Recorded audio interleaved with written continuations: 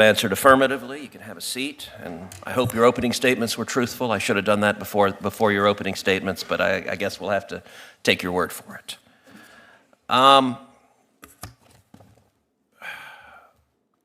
Representative Robbins, let's start with you. How broad was the fraud that was perpetrated in Minnesota? We are still getting a handle on it, but it's all of the, not all of, but a huge segment of the child care programs, autism services, sober homes, emergency transportation, of 14 areas of Medicaid fraud, SNAP benefits.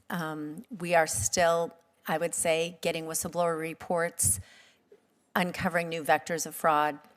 We just discovered the adult day services and the assisted living. Those haven't been counted in the total so far.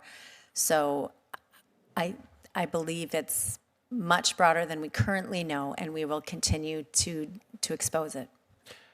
Is there any chance the elected Democrats in charge of the state were unaware of the fraud? No. There have been credible whistleblower allegations, press reports, and Office of Legislative Auditor reports for many years. Mr. Hoke, I want to thank you for your citizen journalism and your hard work pressing for accountability here. I will say I watched the video that you did with rapt attention. It was profoundly effective. It was also, by the way, an indictment of all of the so-called journalists on the national level, because none of them could be bothered to actually go and investigate. I want to ask you the same questions I asked Representative Robbins. Number one, how broad do you believe the evidence shows the fraud in Minnesota was? It's easily in excess of $30 billion when you take everything into account. You've got all of these NGOs, you've got nonprofits, you've got county money, you've got city money, you've got CCAP money, you've got another thing called Great Start. So there are all these piles of money that factor into the fraud. I don't know that anybody can ever determine an exact number, but I kept telling the U.S. attorney when he came out, he said, you got to get your number up, you got to get your number up, and he did. He kept ratcheting up the number, and I kept saying, you got to be at least at $30 billion.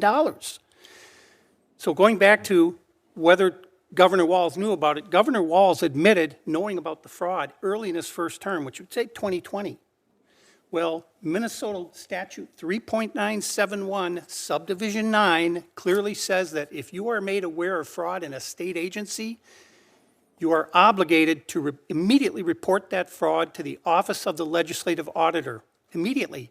The Legislative Auditor is then the body that determines which law enforcement agency to bring into the investigation.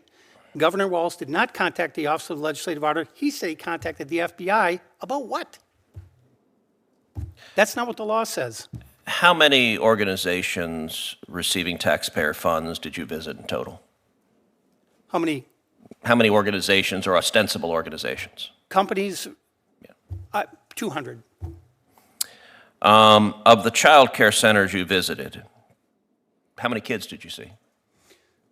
The only place that I saw children was at KinderCare and New Horizons, which are, in my opinion, legitimate. They're large scale. They have play areas. And they also receive CCAP money, but they're the only places that I saw where there were children present, ever, at any of them. How about the autism centers? Did you see children? Did you see patients there? Never. So that's not to say there weren't any, but there were never there. There were never any there. When I was there, never any footprints in the snow, same thing.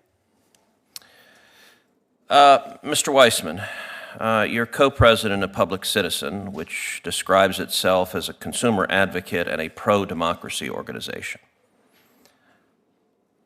Would you agree that the fraud in Minnesota was staggering and shocking?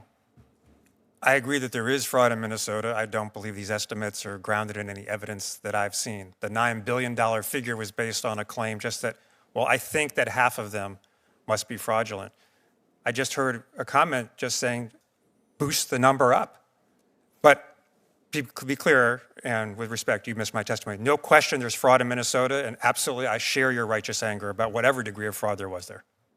Do you agree that any Democrat politician, or let me be clear, any Republican politician, that had knowledge of the fraud and was complicit should be prosecuted? I'm not sure what they're being prosecuted for, but also in my testimony, I described also outside of Minnesota the manifold ways that this administration is enabling fraud. Look, I understand. Oh, And the reason, hold on. The standard is that you want Sir, to prosecute I'm going to people- ask a question, and then you can answer it. Yes, sir. Your organization describes itself as a pro-democracy organization. I'm going to Correct. try to find out if you actually are pro-democracy or if you're simply pro-Democrat and are a partisan. We've seen the Democrats who want to change the topic. So I get you want to testify how much you hate Donald Trump. But I'm quite certain Donald Trump was not running a fraudulent daycare center or a fraudulent autism center in Minnesota. So all of the talking points about how you dislike Trump, set them aside. We will see the Democrats on this committee go down those talking points. Do you believe elected politicians in Minnesota who were aware of this fraud and were complicit in it should be prosecuted? Should there be accountability? There absolutely should be accountability. It is not normal to prosecute government officials for not prosecuting fraud. That is not a standard I'm aware of that you've advocated or that anyone else has advocated in the Senate. So do you think it's perfectly okay? I did not say If it's okay. let's say Governor Walz or Attorney General Ellison knew about the fraud, benefited from the fraud in terms of bundling votes, benefited from the frauds in terms of collecting campaign finance violations, and deliberately looked the other way. You think that's not criminal conduct? In that hypothetical, it is not okay. 100% not okay. But also, if you'll permit me, that hypothetical is in fact happening throughout. Okay, yes, I get it. You dislike Trump. I It's nothing about understand whether you I dislike Trump, sir, Mr. sir, Cruz. It is whether sir, I have a sir. standard of accountability. So let me, You sir, question sir, my please do commitment not to interrupt me. accountability, Please do and I am not. being clear. I am. Please do not business- interrupt me. Please I do not believe I was interrupt answering, me. sir. You may answer questions after I ask them.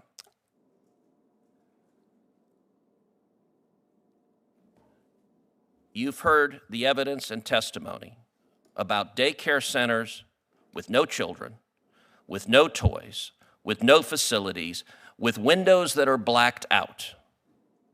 Do you believe it is possible that the officials sending millions of dollars to those fake daycare centers and fake autism centers didn't know what was going on? Well, what I heard was claims about that, and I too have watched the video. We're both parents. I'm glad that the child care centers don't open their door for someone who's knocking there. I don't view that as evidence that the child care centers are fake child care centers, although I'm sure there are some. My understanding is that state investigators have gone to do their duty at those exact same child centers and have found that most of them actually are operating correctly. Well, I will say it is disappointing that you had a chance leading a nonprofit that is supposedly pro-democracy to take a principled stand.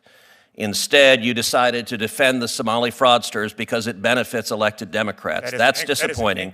But you know what? I'm going to give you something you're going to like, an opportunity to say all the ways you dislike President Trump, because I'm going to recognize the ranking member who will surely ask you why Trump is terrible and do everything you and he can do to change the topic from the actual topic of this hearing. Ranking Member Whitehouse.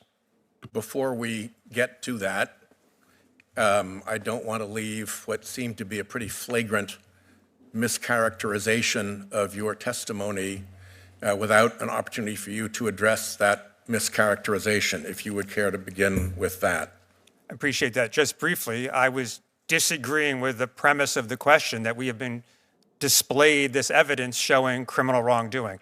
Obviously, where there is criminal wrongdoing, and I testified to this, I support aggressive investigation and prosecution. To the degree there is wrongdoing in Minnesota, it should be aggressively investigated and prosecuted. I'm not sure that the claim that all the evidence we've been presented today is in fact evidence of that, but I don't deny it for a moment that it is occurring in Minnesota. Let me ask you